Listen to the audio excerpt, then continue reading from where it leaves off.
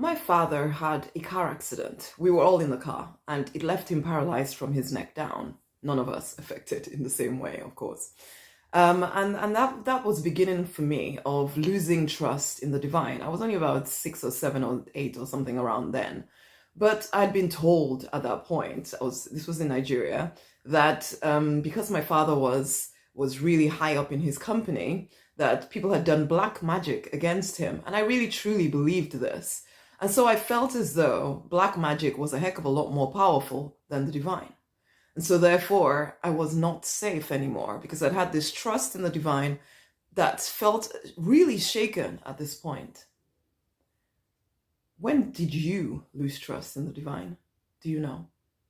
Would you even admit it? Because I didn't for years, until I think it was only about 3, 4 years ago that the divine brought it to my attention, that I realized that all that time from being 6 or 7 till 3, 4 years ago, that there had been this doubt about the divine's ability to support me. Hey, I'm Rosemary Nonny Knight. I am the prosperity minister.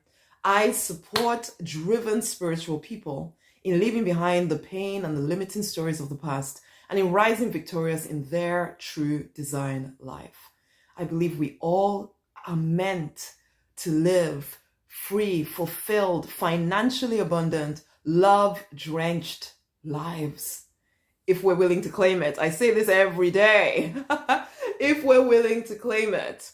And when we allow these, because whether we like it or not, okay, no matter what word you give it, there is something bigger than just our flesh and blood that holds everything together.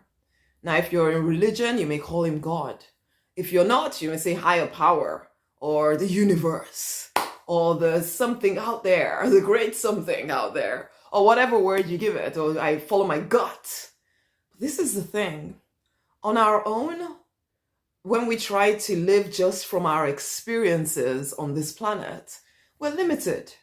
We're limited, so limited. You haven't had that many experiences. You don't know enough. There's all kinds of information coming at you from everywhere, but you've learned to only see a very thin sliver of that information.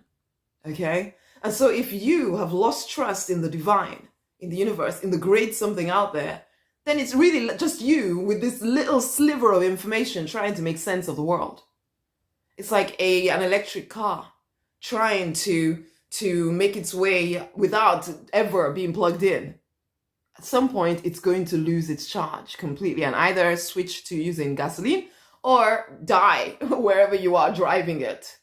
The thing with being human is that you can continue to walk around and continue to act as though you're alive, when actually, because you're not connected to your source, because you only have that very thin sliver of information, you're walking around half dead, literally, telling yourself that you're alive and telling yourself that life is horrible and blah, blah, blah, blah, blah. Why can't things ever work for you? When all around you, there's so much opportunity, but you can't see it. And because you're not connected to source, you don't trust your ability to listen to your intuition. You can't, you're limited. You're crazy limited, honey. This is the thing. The divine hasn't abandoned you. The divine is worthy of your trust. But it's going to take some deliberate cultivation of a relationship. This is why I did one of the boot camps of the Deliberate Millionaires Incubator is Easy Success. It's all about reconnecting with the divine without all the crazy beliefs that we give into. You have to be very deliberate about cultivating this relationship. Why? Because you need it. You're not created to do life on this planet just a human being.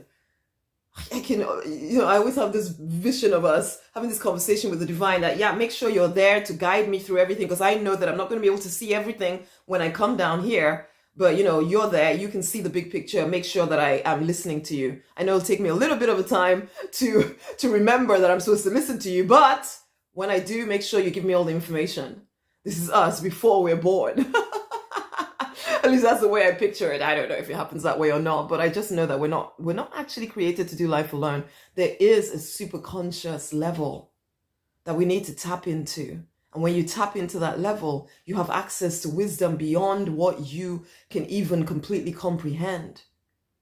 You need to become connected again. The divine did not abandon you. I know life has sometimes felt really hard, but this is it. It's because you abandoned the divine. I know that sounds horrible, and I'm not judging you. We do this because we don't know any better. We don't know any better. Things happen, and we decide, oh, well, it's just us trying to figure stuff out. But no, it was never just you. You need that connection. And when you get a copy of my book, the Confidence book, in there I detail exactly how to reconnect with the divine, exactly how to start handling those weird beliefs that keep you separated from the divine. Because I even have a chapter in there about where the hell is the divine when you actually need him? Because I felt this way for a very long time. But I know that it does nothing for your confidence if you are trying to navigate life alone. So reconnect, my love. Go get a copy of the book, read it. Use what you learn in there to reconnect deeply with the divine. You are not created to do this life alone. Okay? Much amazing love. There'll be a link around this video. Go get the book. Also share this video with somebody else, okay? Much love. Bye.